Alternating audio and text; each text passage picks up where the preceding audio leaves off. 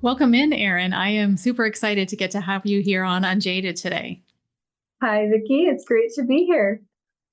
So let's talk about the easy things first. What's your human design? I am a 1-3 manifesting generator, emotional authority, 3420 channel. Nice, powerful design. And what's your wave? Is it the 4130? Same as me? Yes, Yeah. yes, it is. But I do have that hanging 55, and it's my conscious sun, so I feel that one a lot. Oh, yeah. Okay. Yes. I was thinking of that today because I didn't have your chart in front of me. And I'm thinking, I know that Erin has this depth of emotion in everything she does, Yeah, but that's where it is. Yeah. Because I'm like, the yeah, 4130 doesn't feel like that to me. But yeah, that makes more sense. yeah. It's definitely my dominant expression. Yeah. It's beautiful. Absolutely beautiful. And I find when we're speaking into the different containers and you've been in with me, you have such a poetic way of speaking, a poetic way of Mm. creating. You're so musical. It's beautiful to see that Gate 55 in action. Yeah, I think it's just blossoming. It's just starting to become. I'm becoming more aware of it and more allowing of it. And I Mm. think that a little bit, piece by piece, that really comes into my expression, and I love it. Hmm. And that takes a long time with emotional authority to get Yeah. into allowing ourselves to be in it, I find. I have so much conditioning around that I've really had to work through. So Hmm. Yeah, and I feel like we will probably be working through that for the entirety of our lives, being with our right. emotional authority. Yeah. Yeah. Yeah. So, what about your business? Who do you help in your business? Yes, I think I can help everyone, but Yeah, of course. I love working with parents. I love working with people who are trying to find alternative options. Mm. People who are starting to look outside the boxes that we're in. I always danced in that place, and then recently in my life really jumped out of a lot of boxes, and so I've tried a lot of unconventional things. So I love working with people who want to go there and want to try something different and something new or wacky. Mm. So I work with a lot of parents who are experimenting with school with their kids and homeschooling. I work with people who are coming out of religious situations. And I just love working with people who are starting to see themselves differently. Mm. And so I always say I work to help people see their own enoughness. To see themselves as enough for the world, enough for themselves, enough for other people, and that who we are isn't really like a part we play. You know, we can Mm. take off all the masks and all the things that we think we're supposed to be, and who we are is just enough. Mm. That's so beautiful. Is that work that you have had to do in your own life? Definitely. All of that is all from my own experience. That third line, figuring it all out, bumping around, and then Very bringing much it back. so. Yeah. And I have an open will center. So a lot of times I didn't even realize I was seeing the world through this lens of I'm not enough. Mm. And so getting to know myself and getting to start to understand what that open will center feels like has been a huge part of my journey. Hmm. Same. Yeah, Yeah, it's a big same. one. It's It's a a big big one. one. Yeah, it's a real trip. Yes. So, can we talk a little bit about you launched a beta program recently and you Mhm. started, it's a parenting program, correct? I did. Yeah, I call it Soul Symphony. Hmm. And I have a couple different branches of Soul Symphony, but right now I'm working with a group of parents. And really, we're on a journey to understand four pieces of our human design, or like at least how I use human design. And because I'm artistic and musical, I like to use it with musical terms. So I talk about being in time, in tone, in tune, and in harmony. Mm. And so we're going through this process of looking at how well we love ourselves, how well we love and value ourselves. And then in the second piece, we're looking at fine tuning our technique, how we live in the world, how we learn, how we think, and just so that we can operate with a good technique. Like if you're a pianist and you're playing with poor technique, it's gonna affect your longevity and how you play well. So we're looking at fine tuning our technique in how we live in the world. And then the third piece we look at are conditioning and our openness and where we're receiving information and how that can throw us off. You know, if you're in a symphony and you're in an orchestra, you're playing next to somebody else who might not be playing the same part as you. And so how do you stay, you know, in balance with yourself and still be out in the world? And then the last piece we're looking at is kind of like a bigger picture of you and your life. And we're looking at the planetary placements of your human design chart and just the journey that you're on a bigger scale. So that's what we're doing right now. So you're really working with the parent to be a better human, not better, that I don't like that term, but to be more of themselves. More of themselves. Yeah. Understand how they operate in relationship, maybe to their child or other people in their lives. And what I find is that when a parent goes through this process, they can see it in their kids. They can see it happening, and they're better able to support. And when you know yourself better, you can see somebody else better. I mean, I have a fifth line daughter, and she's my oldest. If you know human design, you can giggle because she always reflected my open will center to me. And that totally messed with my parenting. I really couldn't be available for her in the way she needed me to be because I couldn't see her. I just could not. I was always just seeing my reflection. And that changed our relationship dramatically when I realized I was seeing my reflection. And so I like to walk parents through this process first so that they can better see themselves and then better see their children. Because most of the time, the kids they already know who they are, and you're just messing with them, right? Yes. Yes. And Ra, the founder of Human Design, always said that human design is for the children. And I think it's such beautiful work that you're doing because a lot of people want to work with the children. And a lot of people want to work with the parents for how to parent the children, but you're actually coming to the source, to the parent themselves and their own core of being. And then it has that ripple effect on generations to come, really. Yeah. And, you know, I find that my kids, I have 6 children. No, crazy. I know. So fun. My oldest is going to be 18 and my youngest is 5. And once I got out of the way, and once I could see them clearly, I don't even have to tell them anything about their human design. I just have to treat them, in the way that is authentic for them. And I give them language and I support them. And they just think I'm the most amazing person because I know them so well. Right? So it isn't very hard, I find. At first, it was just me getting out of the way. But it flows so easily. The relationships flow so easily when you really see people. If you're listening to this on the podcast instead of watching this on YouTube, you might want to come in and take a peek at Erin because she says she has an 18-year-old child and she looks like she's about 24. But we'll forgive her that and continue the conversation. The thing that I love most about human design is that, like you're saying, it allows you to see the person. There is so much understanding when we know someone's human design.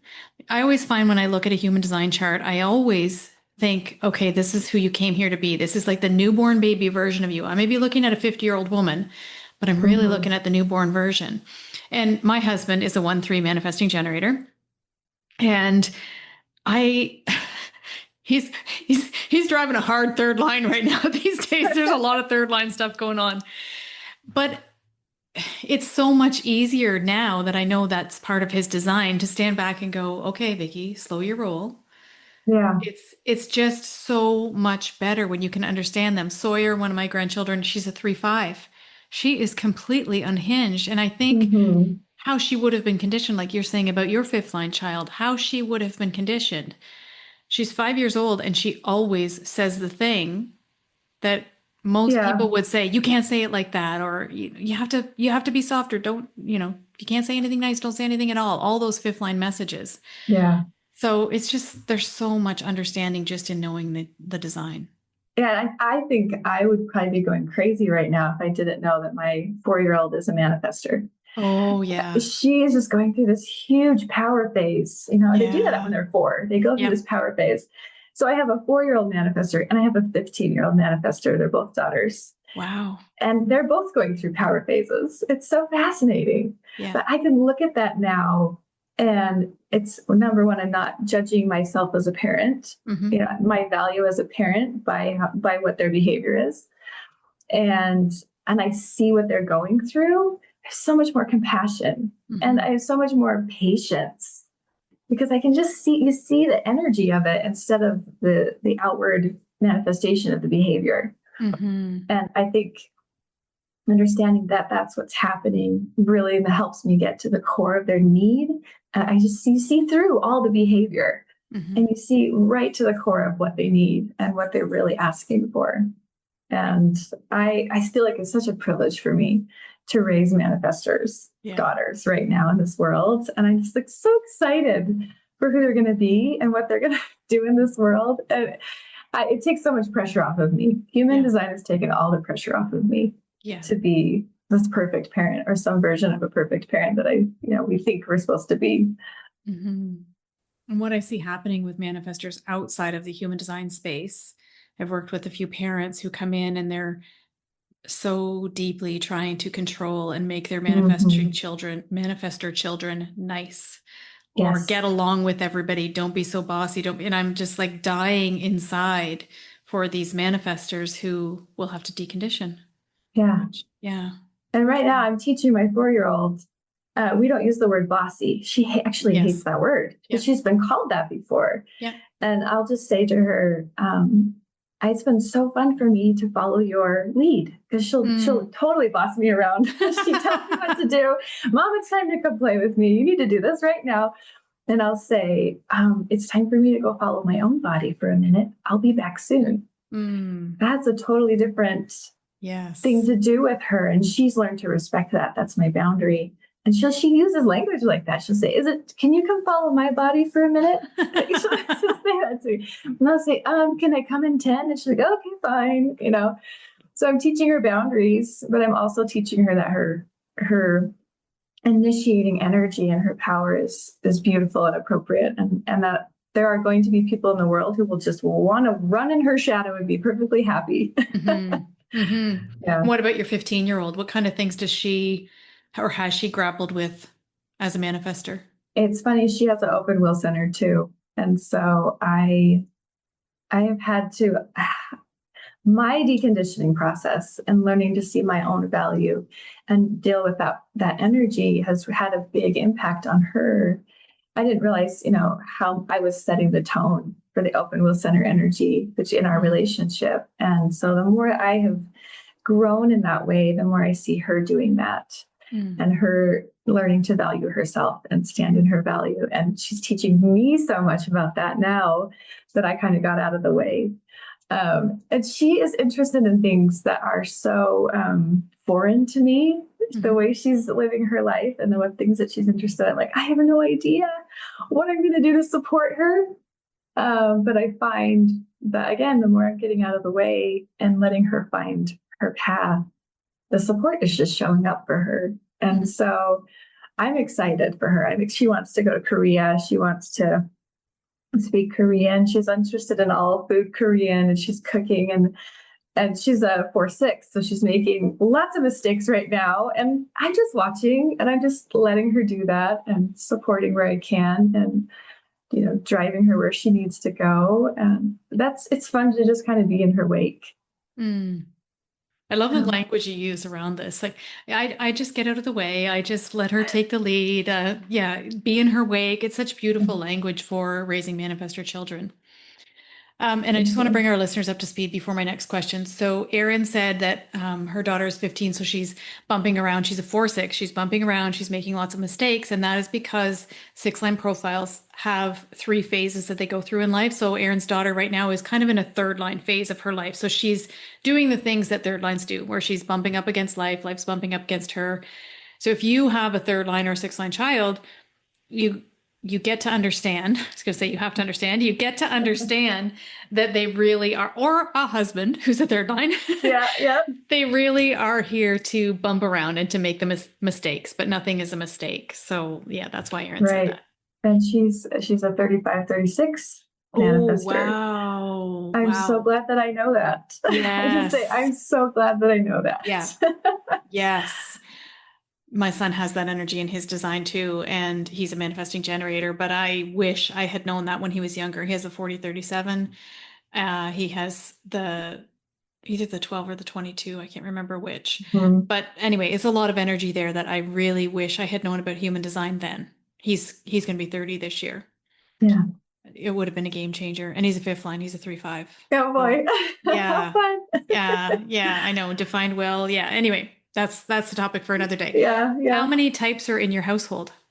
So we have 4 manifesting generators, and all my manifesting generators are my younger kids. Okay. So I have a 9-year-old, 12-year-old, and a 14-year-old. They're all manifesting generators, and then me. Hmm. I have 2 manifestor daughters, and I have 1 generator. She's my oldest. Okay. And my husband, bless his soul, is a projector. Oh, wow. He's 7 open centers. He's got the 2644. That's it. And he's a 4-6. Holy. So he is like holding a big show together, let me tell you. Hmm. Mhm. Wow. I wonder what that feels like for him sometimes. I ask him that all the time, and he just crashes on the couch and says, "Let me sleep for a few minutes." Yeah. Yeah. Yeah, it's a lot for him, but I've been so amazed, honestly, at his capacity to hold it all together. And he's on the roof right now as a 4-6. And so he's entering a really exciting part of his life as he's got a couple more years on the roof, but I'm seeing this momentum start to pick up for him. And he's making some big changes in his life to be more sustainable. And I'm so glad that I know that. Hmm. Him going up on the roof was a really big deal for our relationship. Yeah. So I've been able to navigate that better Hmm. because I knew that this was a time in his life where things might stall a little bit and where things might slow down, and he needs more rest, and he is more up, observing life and a little differently than rather than bumping around so much. And I needed to get out of the way again, right? Mm-hmm. Yeah. So before I go on with Erin here, I'm just going to bring you up to speed when she's talking about her husband being on the roof. We have such weird language in human design. Mm-hmm. So on the roof, if a 6-line profile from the time they're 30 to 50-ish, they are said to be on the roof. And it's really a time when they are integrating a lot of life lessons. A lot of times the women that I work with are feeling a lot of angst in that 20-year period. Now that seems like a long time to be in angst. It doesn't have to be Yeah. terrible all the time, but it is probably the most difficult phase of life that you're going to go through if you were a 6-line profile, because you have so many life lessons to integrate so that you can become that role model after you turn 50. Yeah. So there's a lot going on for 6 lines. I feel like even between 40 and 50, there's so much going on in their life. So your husband, I have follow-up questions. Yes. Projector, only 2 centers defined. How has you understanding human design changed his life and perspective? It must be a Oh my profound shift. goodness. Yes. I mean, we've been through so many big, big shifts in the last even like 5 years.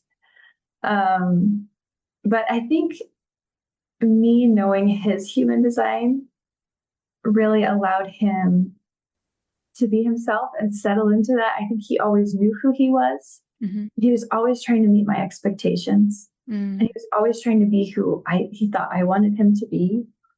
And so when I could see him more clearly and I could set the tone differently, it really gave him space to just know that it was okay for him to be himself, to settle in. And he's always been, I mean, and that was always like a huge reflection for me too. Like knowing that I was setting this tone that wasn't working for us. And he's the 39 and I'm the 55. So we're just like always poking at each other. Oh, And there's yeah. always this kind of give and take and push and pull on our relationship. But I was really able to just to relax and let him be who he is. And that really helped him relax and be who he is. Mm-hmm. And then he doesn't know a lot about human design. He's actually in my class right now because he wanted to learn more about it. I love that. Yeah. But he always says, like, you can say all that stuff, but what really matters is that how you started treating me was different. Yeah. How you started treating the kids was different. And Yeah. you could tell me anything, but that's all that matters to me. Mm-hmm. And how it felt mattered. So, Yeah. And I feel like that's such a gift in human design, is that it's like you just have to change the one person, which is like you working yeah, with the parent. Like it's just, and that's something that I get a lot of times too, is people are like, oh, I don't want to do a reading because it's going to make me change anything. It's not making you change into something you're not. It's bringing you back to who you really are. And if yeah, one person does that in the relationship, then everybody else around, everything else gets better. everybody Yeah. does. Yeah. Did he always feel like he needed a lot more rest? Yes. And that was something I was always angry about, honestly. Mm-hmm. Like he would come home and crash. He would Yeah. work all day and he would just crash when he got home. And I was tired. I'm a Mm-hmm. full-time mom doing my mom thing and running circles I didn't have to be running at home. Yeah. um, and he would come home and just crash. And I could never understand why he was so sleepy. Just Mm-hmm. didn't get it. And also, like, he would get really wound up around in our family. And sometimes that would keep him up all night. So Mm. his sleep thing was always something I just did not understand. Mm-hmm. But when I figured out that he was a projector, I was like, that makes so much sense. Yeah. And I'll tell you what I did was I bought him a recliner as Mm. soon as I learned he was a I love projector. that. And Uh-huh.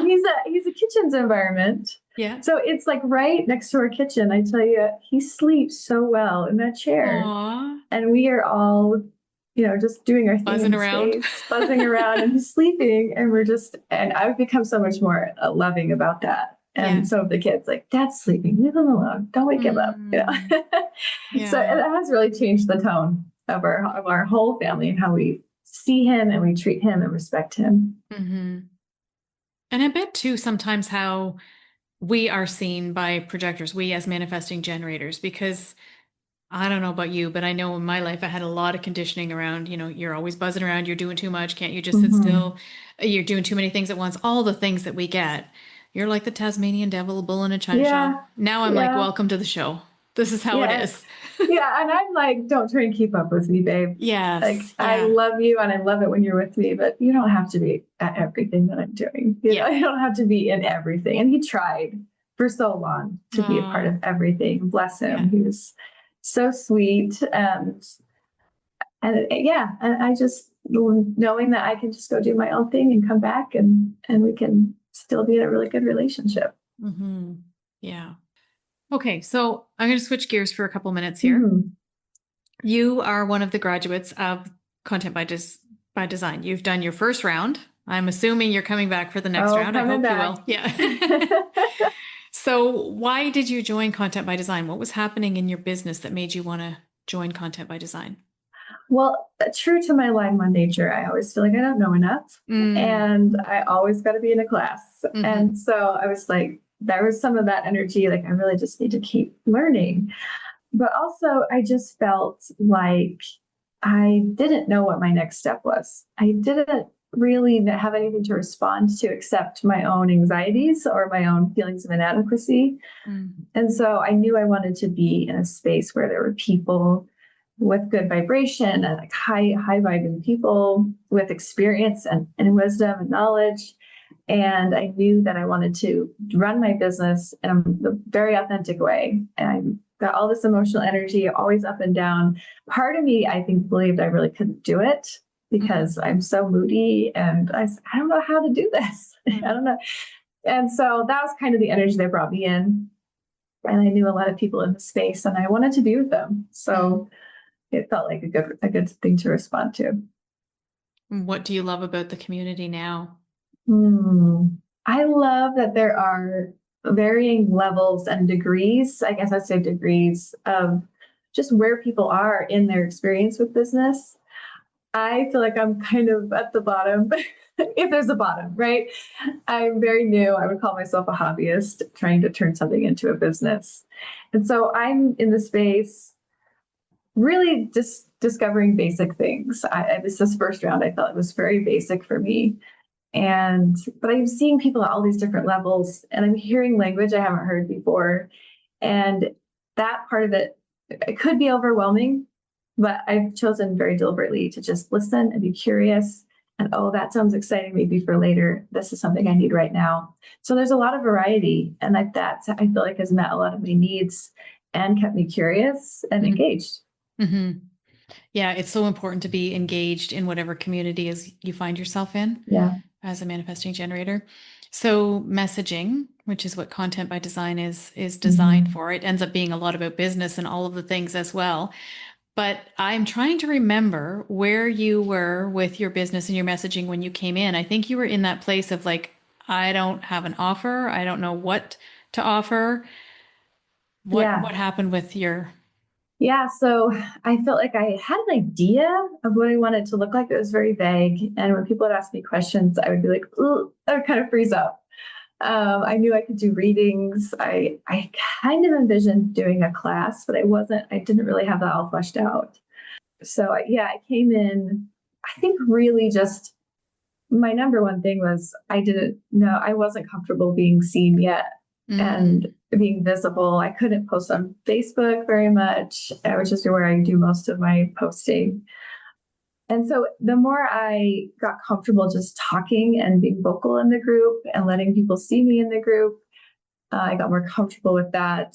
And that really helped me start to define what my message was. What am I here to say? What are people responding to from me when I do post? And so I got to explore that a lot more. And that helped me solidify what I'm actually going to offer. And then that's where I started my Soul Symphony rehearsal class. That's what it's called, Soul Symphony rehearsals. And again, I'm just exploring and experimenting with that now, and it feels really good. You have a real live offer and a real live class going. And I Look have at you. people in it. Yeah, bonus.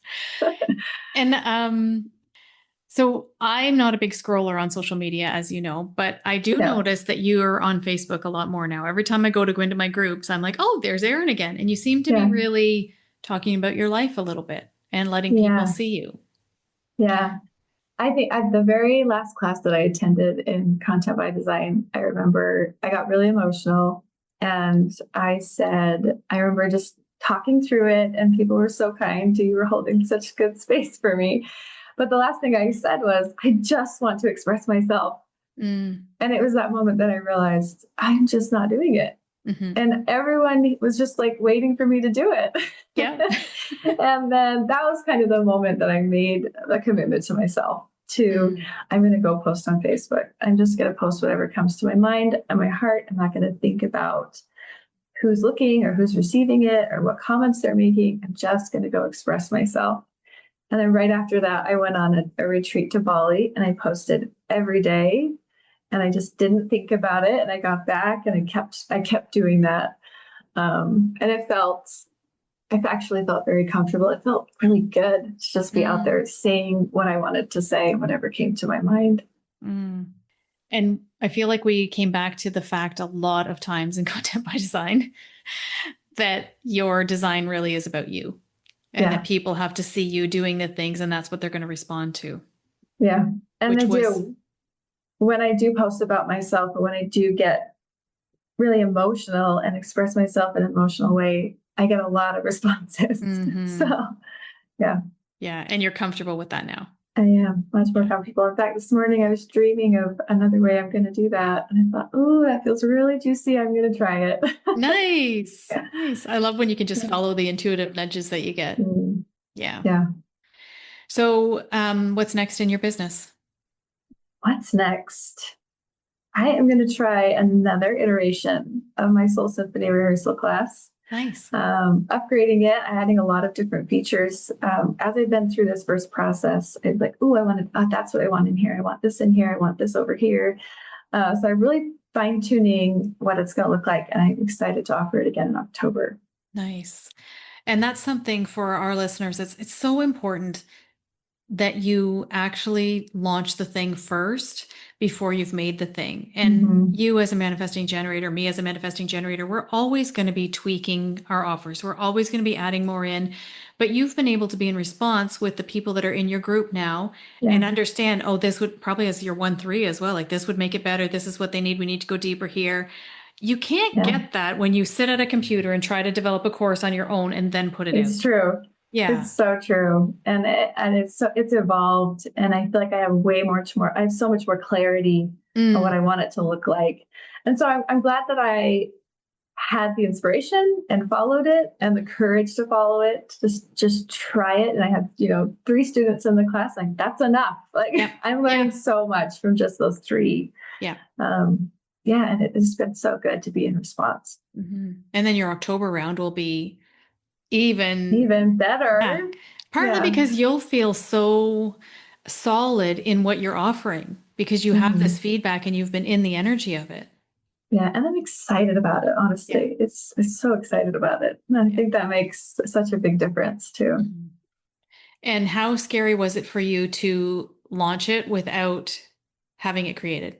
So scary. I mean, I almost didn't do it. And there was one day that I was feeling really good. And I just I know I have to put this out right now and make the commitment to myself that I'm going to do this. And so I took one of your copies and I just kind of mimicked it. Yeah. Because I was like, I don't know what I'm doing. And I didn't feel like I knew what I was doing. So I mimicked it and I just put it out. And I spent the next 3 days freaking out about it for sure. Yeah. So what made you kind of come down and realize, oh, it's going to be okay? Think about that one. Just realizing that it was just me psyching myself out. I could hear my thoughts and I knew my design. So when I'm listening to myself think, I'm like, oh, that's this part of my design. That's this part of my design. None of that's true. Right? Mm-hmm. Talk myself off that ledge. And I had a wonderful support system too, from people from the group, friends that know me, lots of support. So it made it easier. Yeah. I love the group for Content by Design. So you've gone on into the membership, which is on the other side of Content by Design. And yesterday we had a copy call, which we do once a month. And I got off that call and I was talking to one of the other participants and I'm like, I freaking love those people. Right? I love that group of women.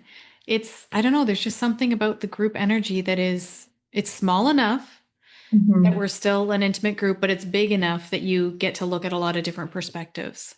Yeah, we've traveled together for a while now. All these people, I saw them in Content by Design, and so we kind of know each other's businesses, and we are following each other, and so we all know what everybody's doing, and I think it's a great support network. Yeah. And I love when I see graduates come back through for other rounds. So instead of lifetime access being you just get the course for life, it's that, no, you come back into the next round with us. So it just keeps getting more and more great energy with more and more people in there that get to support each other's businesses. That's one of my favorite parts. Yeah. Definitely. Well, it has been really fun talking with you, especially about the parenting piece. I think it's amazing the work that you're doing in the world. And I mean, think of the families, the ripple effects that your work can have. Yeah. I get chills just thinking about that. So all these kids who are going to be, have not better parents, but are going to understand their parents better and parents are going to understand them better. That kind of impact you can't quantify that impact. Yeah. And you are uniquely designed for it. Thank you. I'll take that. Yeah. So where can people find you? You can definitely find me on Facebook. I'm there. I also have a website, theerinmichelle.com. Okay. Thank you. And I will link those up in the show notes so that people can go along and follow your world. Thank you. You're welcome. Thanks for being here, Erin.